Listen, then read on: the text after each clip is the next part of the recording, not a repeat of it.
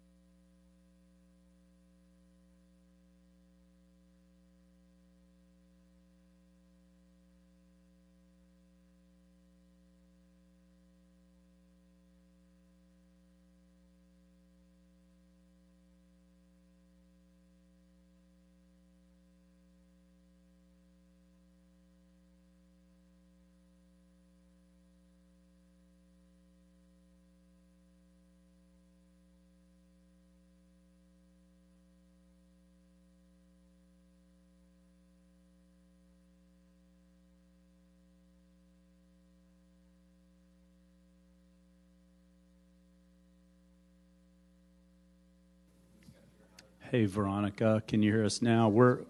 We just went live too, so hot mic alert.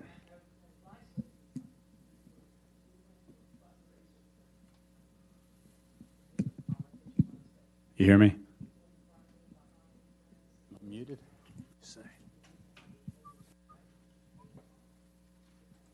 There it is. Hey, Veronica, I took us live. Hot mic alert. Yeah, I have to test it. I got to make sure it works.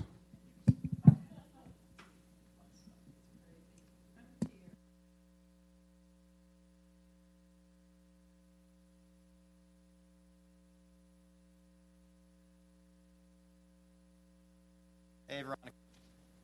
Hey. How are you? Good. Hold on 1 second. So yeah, this should.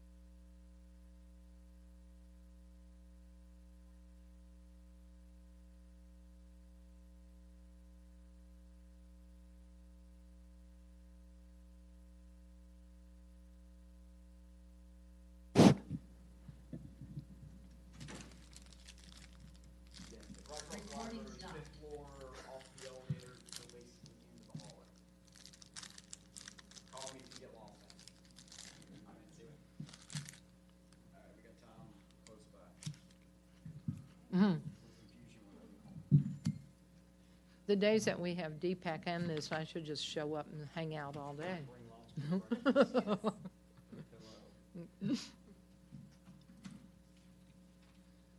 probably get more work done. I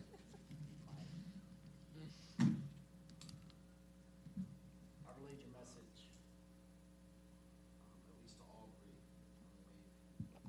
Oh, yeah. It's weird. It's like, I know Marie, is it Marie or Maria Wave? Marie, she knows. I mean, she's the one that said, yeah, Raleigh was 12-minute cycle, and it kills it there. 12-minute work. Yeah. 40 minutes. No. I mean, in considering that is the realm. Oh.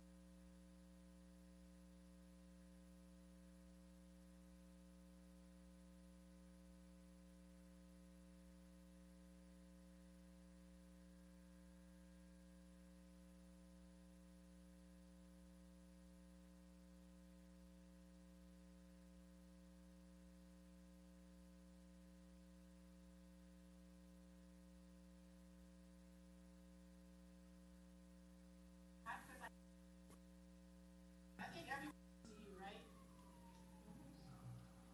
Yeah.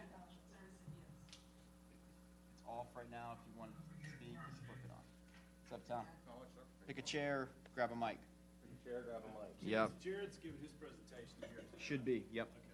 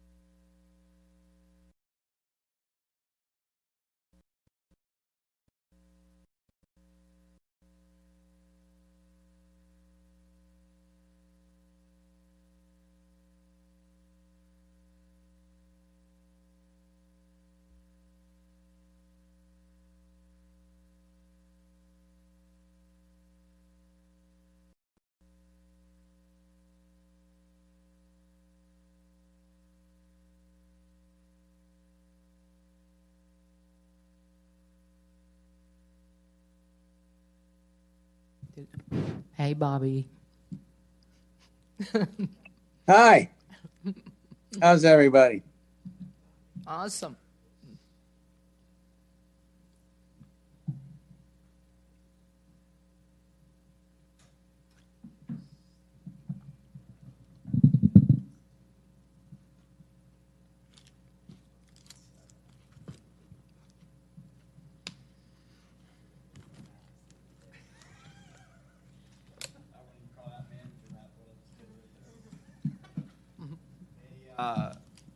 Veronica, correct me if I'm wrong, if you're on here, we need 7 for a quorum? Yes, All right, thank you. so we have 6. Oh, one more.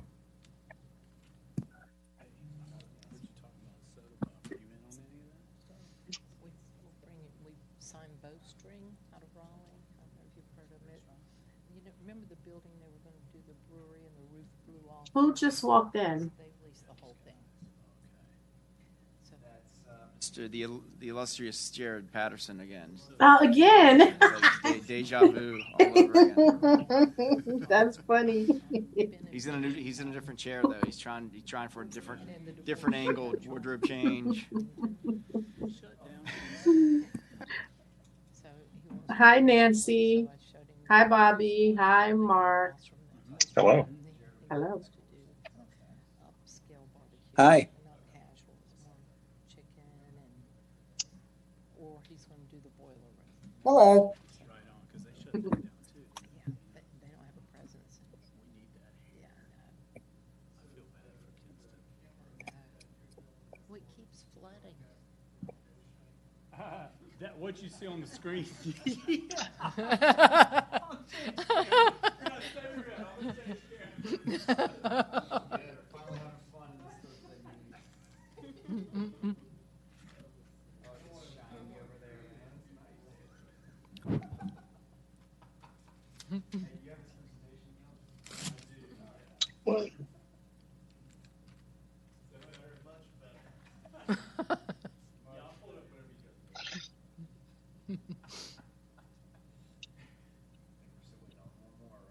I think that view makes me look fat.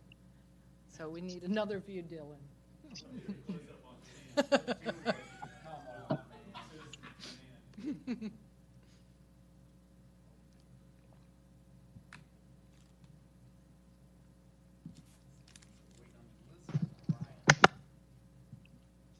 There she is.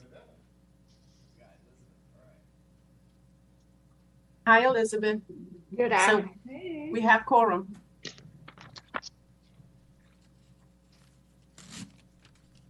Recording in progress.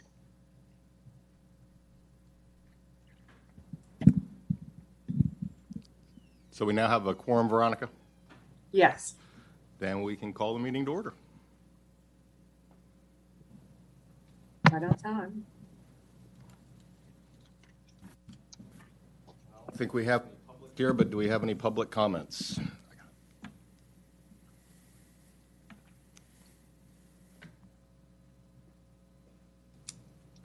Hearing none, we'll move on to new business. You're at the top of the list? I'm the new business. You're the new business, yes? Dylan's going to bring a presentation up, and I appreciate your time, and I will not take too much of it. My name is Jared Patterson, and I am the Communication Director for the City of Wilmington, and I've got an informational presentation to give to you today that is on the quarter-cent sales tax measure, which is going to be on the ballot this November. This is really for informational purposes, just to kind of explain the background of this measure and what it is. And Dylan is going to get that pulled up here. Can you ask Veronica to give me access? Hey, Veronica, can you give Dylan sharing access?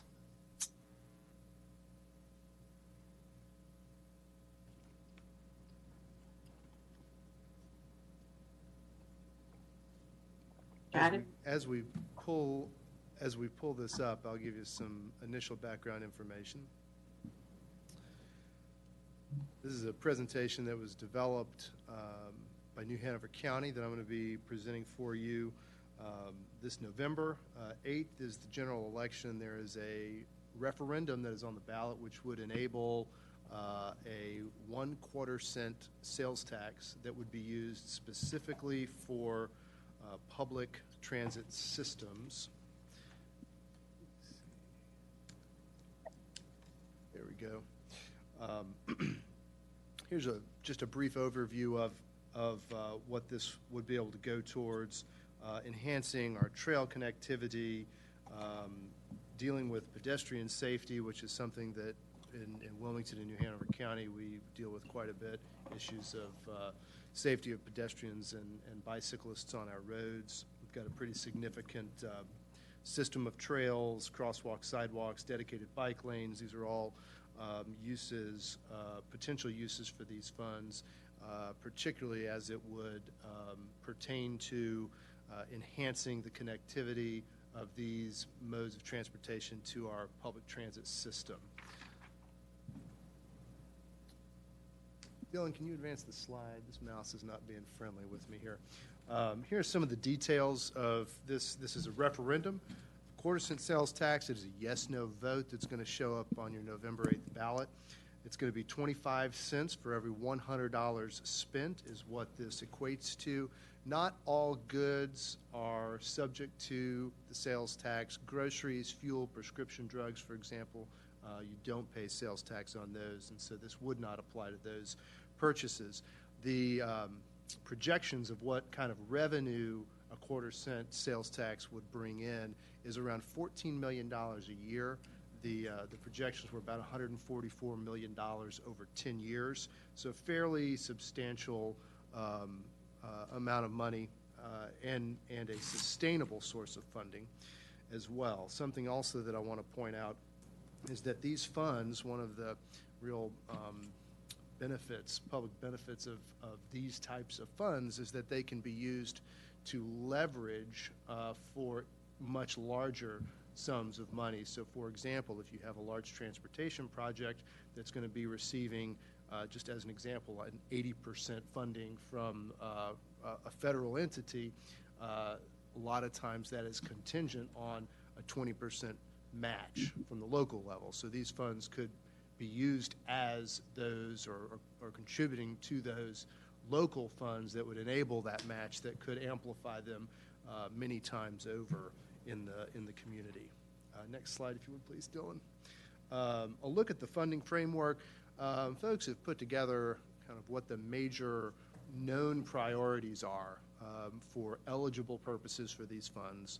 And if you were to take that and divide those major priorities over the next 10 years out, looking at that approximately $144 million that a 1/4 cent sales tax would bring in, you'd see about 45% would contribute to priorities for wave transit, 39% for enhancing our bicycle pedestrian paths throughout New Hanover County, and 16% would contribute to implementing certain parts of the city's rail realignment project. If you could hit the next slide there. I'm going to drill down a little bit on each of those three. Bike and pedestrian, we've got a significant network of multi-use trails and bike and pedestrian facilities. These funds would be able to better connect these to one another, filling in gaps and improving them and enhancing them, as well as connecting them to public transit, wave bus stops, for example, and as well as safer crosswalks, dedicated bike lanes, many aspects that would enhance the bike and pedestrian facilities and connectivity in the county. Here on this slide shows you some of those specific trails that are kind of identified as priorities for potential uses by these funds. On the right side of the screen, you see a map that shows from north to south and east to west throughout the county. You've got potential trails as well as sidewalks, crosswalks, safer intersection improvements that are identified on this map as potential uses. Grab that next slide there. Wave Transit would also be able to see a pretty impactful infusion of investment that would enable some pretty key improvements to the system that have been identified as priorities, expanding the hours of service, increasing the frequency of the routes is certainly something that's been identified as a priority, as well as enhancing the bus stops, bringing in enhanced technology and free youth passes as well. The rail realignment project is something that the city of Wilmington has been working towards for a few years now.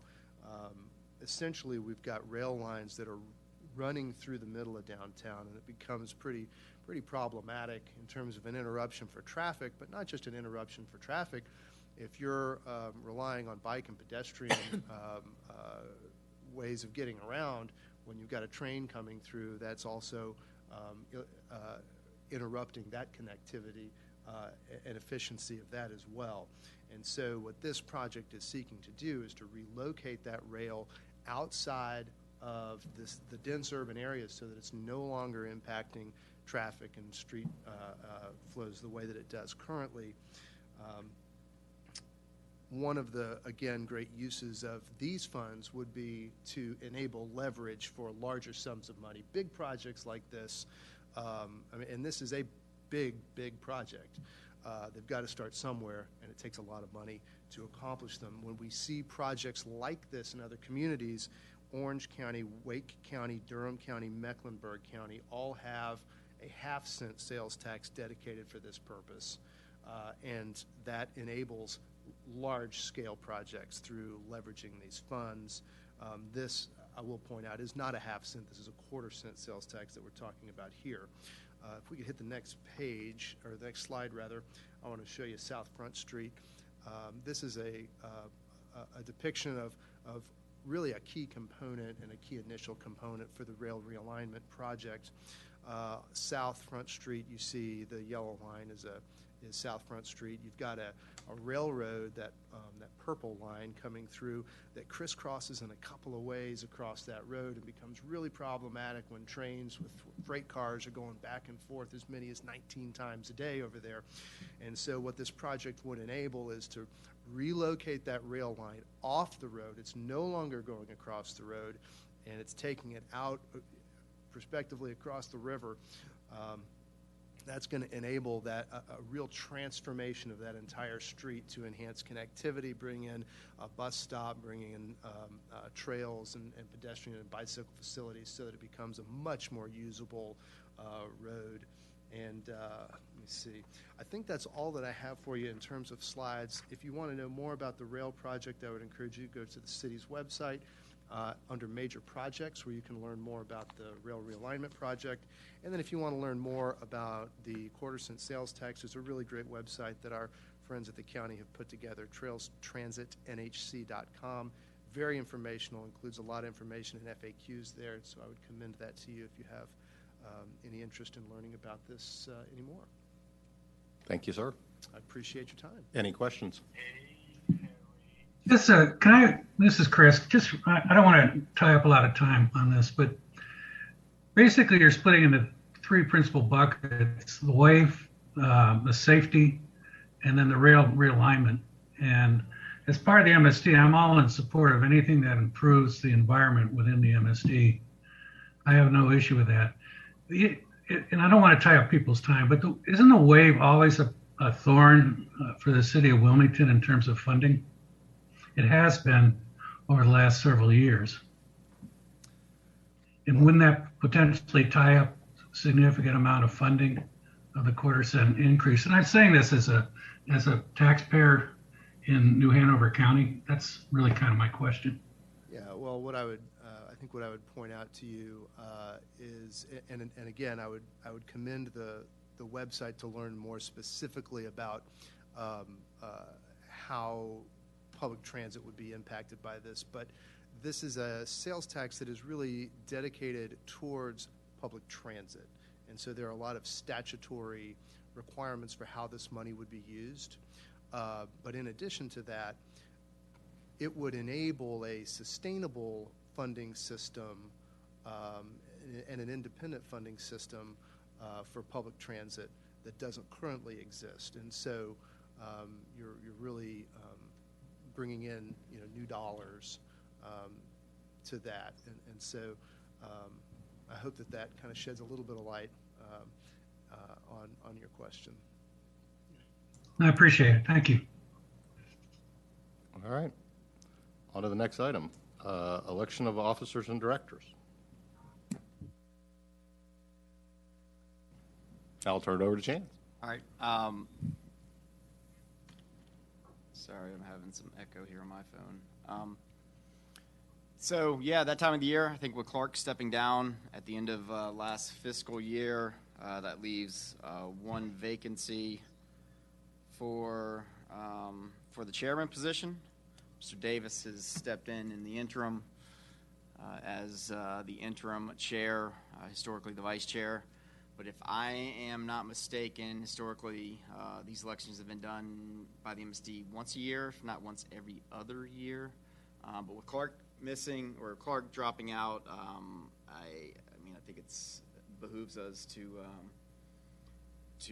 take a vote, recommendations, and a motion on volunteers for chairman and vice chair.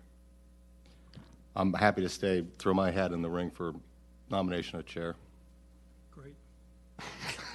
Thank you. If that's Thomas, I second. Excellent. Good job, Tom. I try. What about vice chair? Any volunteers or recommendations from the committee? So long as Tom does his job most of the time, it should be a pretty painless role. That's probably what he thought. Speaking, so yeah, that's right. until I resign, that's right.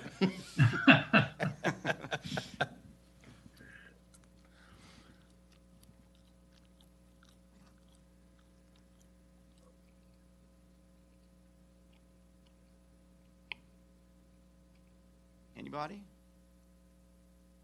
Who is not here? I like that. Look at that. That's what you did the last time. I know. Work too. Nancy, I think standing members that aren't here are Ray and David Gross, I believe. Yeah, Clark stepped down. Rosalind's been MIA, so she's in queue to get reappointed, and Teresa is about to get reappointed with someone else. So I think standing members that aren't here, Ray and David Gross. I'll volunteer to nominate David Gross.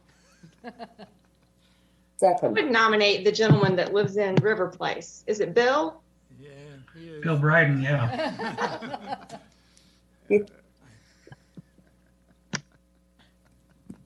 Now that COVID is about over, though, we plan to travel a lot, so it's not going to help you much.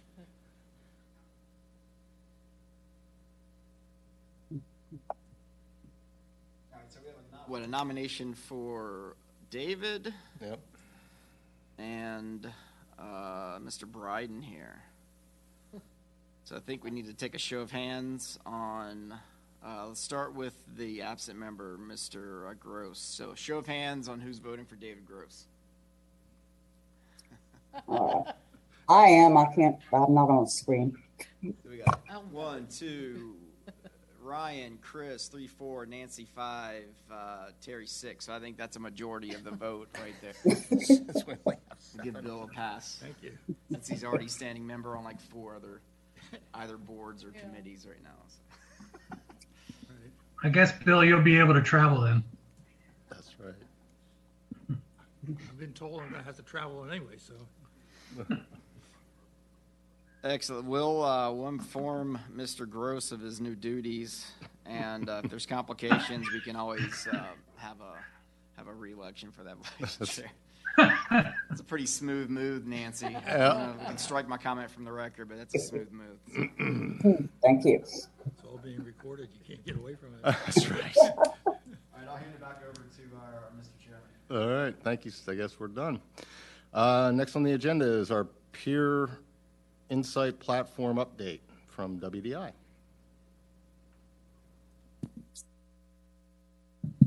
Good afternoon, everyone.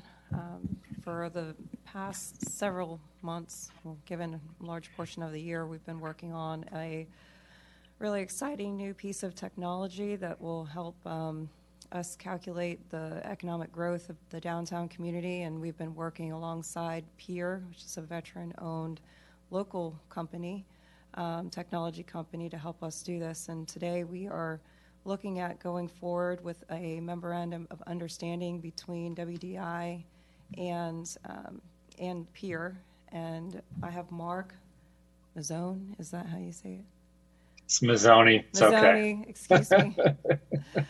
Mark Mazzoni here with us today to give you some information on the platform, the company, and just answer any questions about the MOU.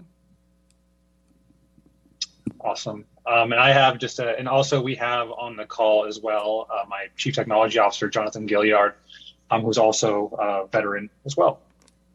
So what we'll do really quick, I have it's about 4 slides, a quick presentation, sort of some background on us, the platform, where we are and where we're going. And then of course, any questions that you all have after that, we'll be happy to answer. But thank you all for taking the time to listen to, to hear what we have to say, to talk about the platform and of course, where we're going.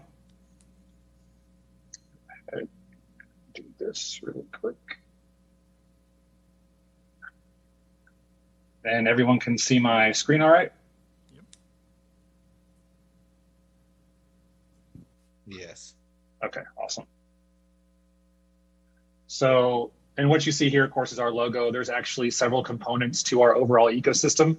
I know in the prior presentation there was talk about jobs, but that's a separate discussion for another time. It's actually a key component of our ecosystem that we're looking at launching in the next couple months alongside what we've been doing with Insight as well. So as Christina said, we are a veteran-owned HR and jobs technology startup, and the Insight tool is really a component of the overall ecosystem that serves as a data and analytics reporting tool. Now, why that matters, especially with WDI and with the Central Business District, as well as any outlying districts, is that the idea is to ingest all types of data from employment, jobs, tax, and property values, look at that over time, look at trend charts and other visualizations that really can be leveraged by the decision makers, whether it's the MSD Advisory Committee, WDI, the City Council, the City Manager, really any of the decision makers of any municipal governing body. And Wilmington is our pilot city. Where we are, we worked alongside Christina over the past, like she said, over the past several months to develop a survey to collect and ingest that data. And what that will actually, let me backtrack a little bit. That'll help us in a lot of ways, and I'll get to that in a bit. As we've developed that survey, we've been building out the infrastructure and framework for what the input and output looks like, and my CTO can speak better to that should you have any questions surrounding that. And the idea is to use everything that we're building plus the survey to actually do the data collection, provide analysis and visualization. So when I talk about future components, and I'll get to that in a second, it'll all kind of come together a bit better. Part 2 of that is working with WDI to get the data input done across the Central Business District and other districts that either are in or surrounding the MSD. What we want to do alongside that is gather feedback as we do the data, as we get the data input done, and see how the platform functions, and then use that to whether fix any bugs that might arise or to actually think about what future enhancements could look like. And with consistent input and usage, we can actually leverage the power of the platform for Wilmington's decision makers, because I think as we move forward and we see those trends start to develop, that'll be a lot more useful when it comes to that economic snapshot that I think will be helpful in just overall reporting that WDI would provide to you all or to the city council or whomever is interested in having access to that data. Where we're going, everyone here, at least I hope, has seen or knows of Google Maps.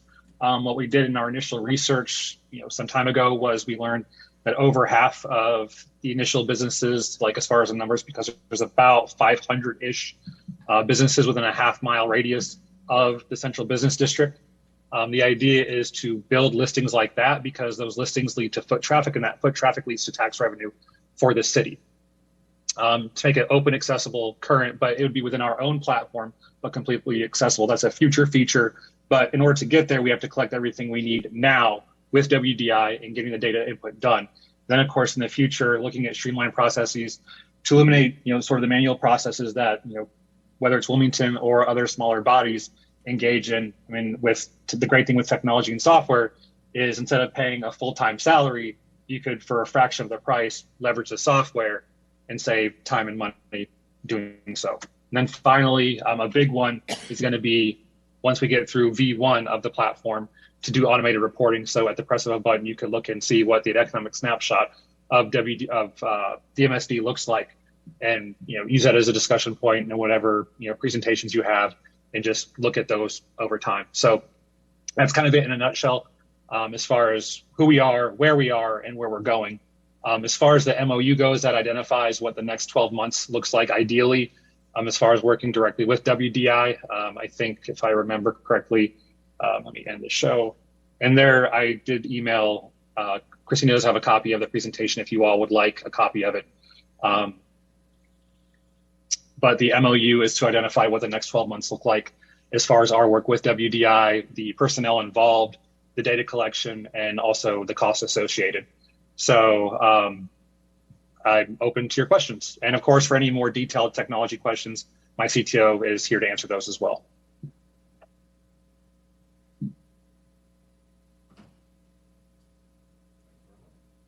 Hello? Mark, is this a county-wide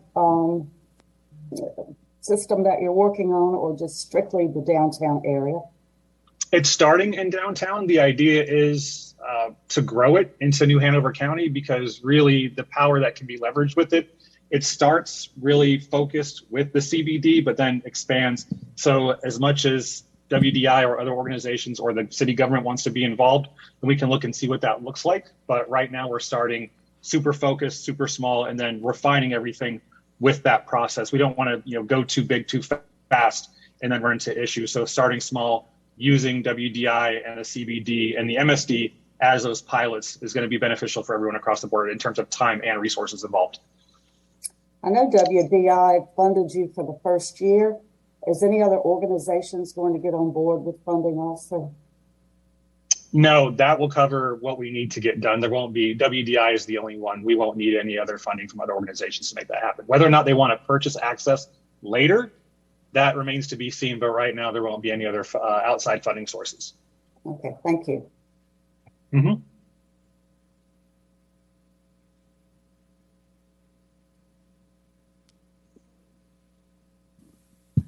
So the MSD has taken on the funding for this survey, and it's only going to be within the central business district, specifically to be used by the MSD, the city, and any other organizations who wish to have this data at their fingertips. And I did provide a copy of the agreement with, I think, Chance and Veronica earlier. So we will need to take a vote on whether or not you guys agree with the terms in the next 12 months set forth by this agreement, and then I will take it to our WDI executive committee to look over and agree to sign on behalf of the organization. I didn't see it. Christine, are you going to email us the documents to review? Yeah, I don't think the MOU got sent out. I didn't know I was supposed to send it out. I can send it out. Yeah, I didn't think we were taking official action on it, since it was kind of already a budgeted item and a subcontractor role of WDI. Okay. So if the committee, yeah, we can certainly send that out this week to the committee. I don't think I was aware we were drafting terms out for review for the committee, but I can happily send that out. If we need to take action, we can do that, next month. Yeah, that's fine. that slows things down. Right. I'll look forward to it. Is this platform going to be on the MSD website eventually, or part of it? We can offer. I'm sorry. Go ahead, Christina. Go ahead, Mark. Yeah, we can offer a link for that, so that way it's accessible to anyone who, depending on how we grant access, and we work with WDI on that. But I don't see the issue in there being a link to it on the WDI website. However, we're going to structure that. You can work with WDI on, or if you all have any input on what that could look like, then we can we can definitely work on that. Thank you. Thank you. Mhm. Okay, if there's no other questions, we'll move on to old business, which is a tree well report update. All right, you guys are stuck with me again. Tree well update, a good positive update after nearly 4 years in the making. And, a lot of patience from some of the, yeah.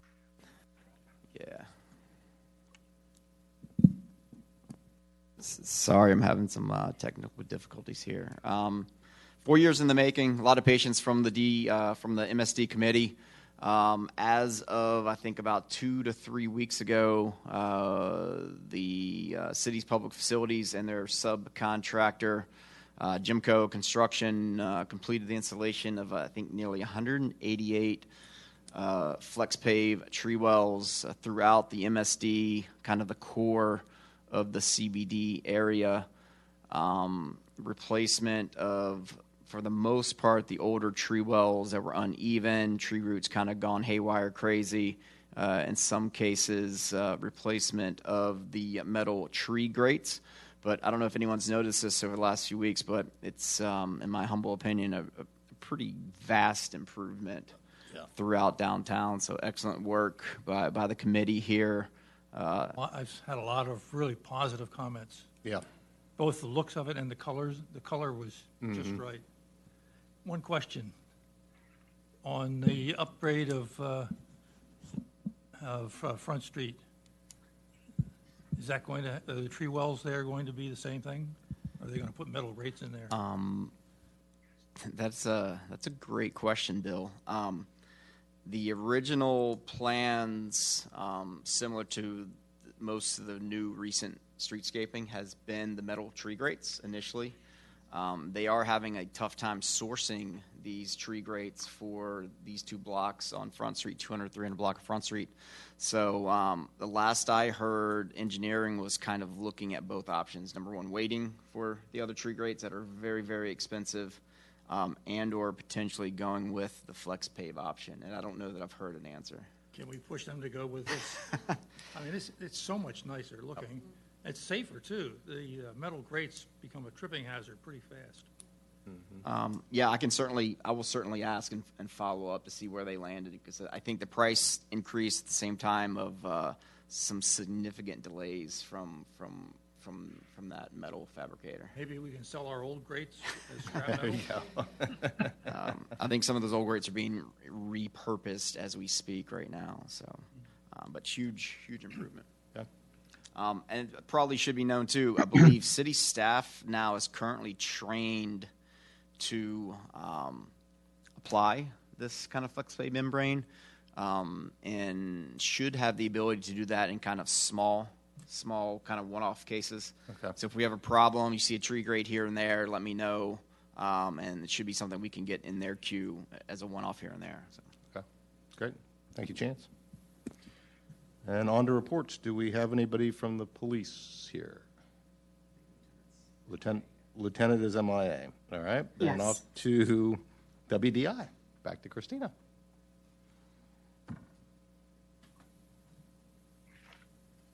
All right. Well, our 5-year MSD contract with the city has been fully executed, so that's good news. We'll be managing those services over the next 5 years under the same budget that was presented to you prior to this fiscal year starting. And that did include our new street outreach program, which started last November. So we will be continuing the clean, safe, and outreach services for the entire Central Business District.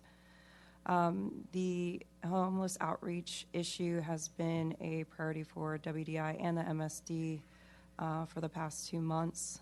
We have executed a new indemnity agreement with the North Carolina Department of Transportation through our contractor block by block for our ambassadors and our street outreach coordinator to access the NCDOT-owned rail corridor and 3rd Street Bridge site.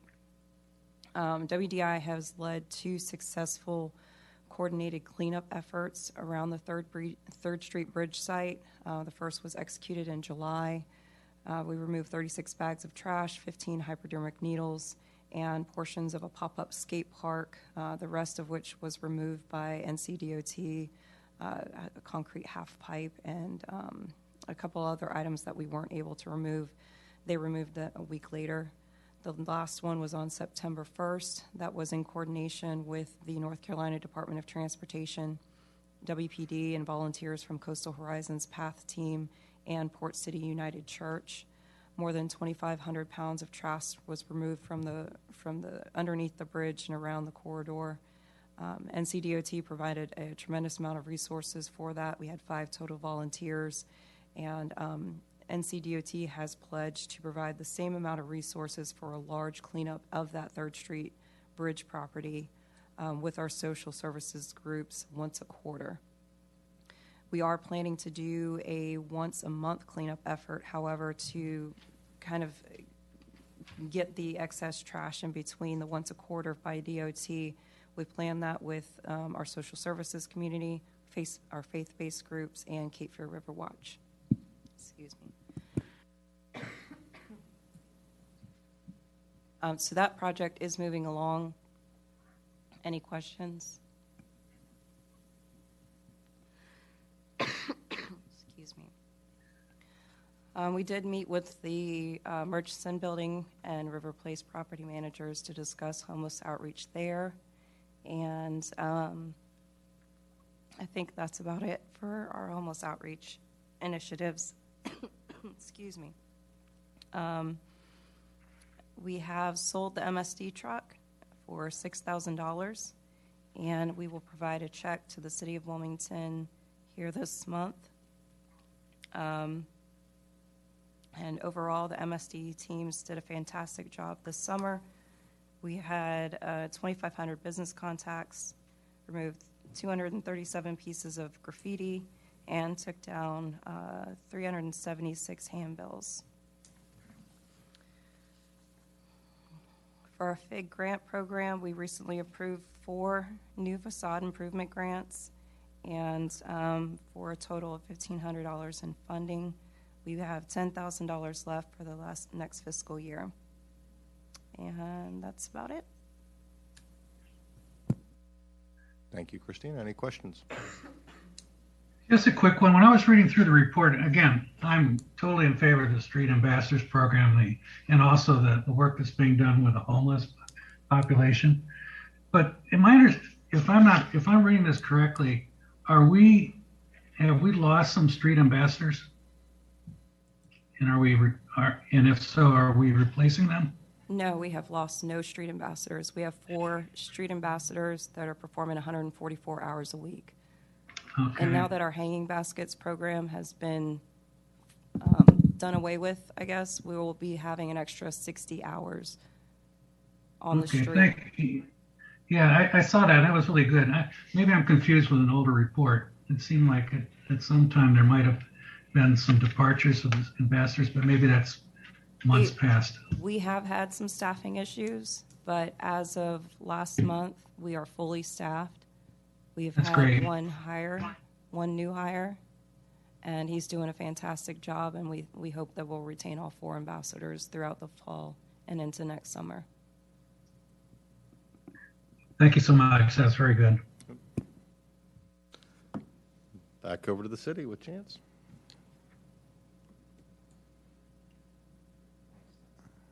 Thanks, Tom. Some quick updates on the city side. Bijou Park. Well, actually, let's start with first. For those of you that are here in person, you know that our new home now, it looks like for now indefinitely, is going to be at 115 North 3rd Street. That is the old Harrelson building, old Crestcom Bank, and I believe it has a new bank name now currently. But 5th floor of 115 North 3rd Street will be our in-person home as of right now. There were some complications with the city's Board of Adjustments process, and the volume of applicants and volume of public attendees didn't quite work for this space, so we drew the short straw and made the swap with them. So it's very comfortable. Yeah, it's a little more homey in here, I believe. So, Bijou Park update. what I was told most recently was going to be a lighting, lit, full opening, most likely end of September. It sounds like as of this afternoon, we are still waiting on some lighting and electrical components for that project. Supply chain delays, as a lot of folks are experiencing. So I don't have a date. Looks like they were looking to do some more temporary lighting closer in to the Riverfest first weekend or second weekend of October, and the hopes that they get those electrical components very soon thereafter. It has been temporarily opened about a month ago for kind of ADA accessibility from River Place through the park out to Front Street. Minor update, 200, 300 Front Street streetscaping project. I think, as everyone here knows, very, very challenging on both sides for the city, CFPUA, and business owners in that corridor. It was paved last week. That's a good positive progress point there. Should be transitioning north to the 300 block, I believe, as early as next week, if not the following week. I believe before they do that full transition, the goal is to open up the full intersection of Grace and Front Street before that full transition happens moving north. Parking update, 2nd Street parking deck, CIP rehab project continues. There's been some delays there. We've had to shut the deck down to daily ticket holder parkers the last few days to do some kind of last minute exterior, interior work. But most of that work, interior, should be done in the next 2 to 3 weeks, which will leave one facade on the exterior and then a complete rebuild of the stairwells inside. So big, long-term safety project there, and a great thing to see happening next door. That's it on the city side. Great. Thank you, Chance. Any questions from any committee members? Well, if there's no questions, then Yeah, one quick one. Oh, go ahead, Bill. What about the Coast Guard pier, not the... Bill, what I'm aware of, the most recent Coast Guard work has been completed. It has been reopened in its current state. So it's only closed now because of the building work? Correct. There's 2 barricade situations over there. One is the closure of Water Street is due to the courthouse work that I believe we're still 18 to 24 months out on completion, so that one's going to take a while. The other barricades are out toward the perimeter of that project and right at the water side. When the Coast Guard reopened, they reopened their section there on the water with really no safety parameters, and the city came in last couple weeks and put some fence to barricades up just for safety purposes. Try to make it as aesthetically pleasing as possible while keeping everyone safe. Has the Coast Guard turned that over to the city? I believe they're behind the scenes. Federal government's trying to figure out what they want to do with that property currently, whether it be a sale, some kind of land swap or something with the city, so to be determined there. And then kind of what happens with that property, the progress point of the federal government all kind of plays into kind of the redesign and streetscaping of that block of Water Street, as well as kind of the historic riverfront park there and some of that redesign. So Thank you. We'll keep that one on the update list. Thank you, Chance. If there's no further questions, we can adjourn by getting up or signing off. Sorry, Veronica, go ahead. Sorry, a couple of things. We did not approve the minutes, and the telephone number on the screen, I didn't catch who that was, the 200-2677. I didn't see that either. Elizabeth? Veronica, that's Elizabeth. That's Okay. the phone number. Thank you. So we still have a quorum. All right. So Yeah. we need to approve the minutes that Christina and Veronica had sent out. I make a motion the minutes be approved. Any second? Second. Second from Terry. All in favor? Aye. All right. Motion carries. And if we're all done, sign off by getting up or signing off. Thanks, everybody. Bye, everyone. Thanks, everyone. Bye now.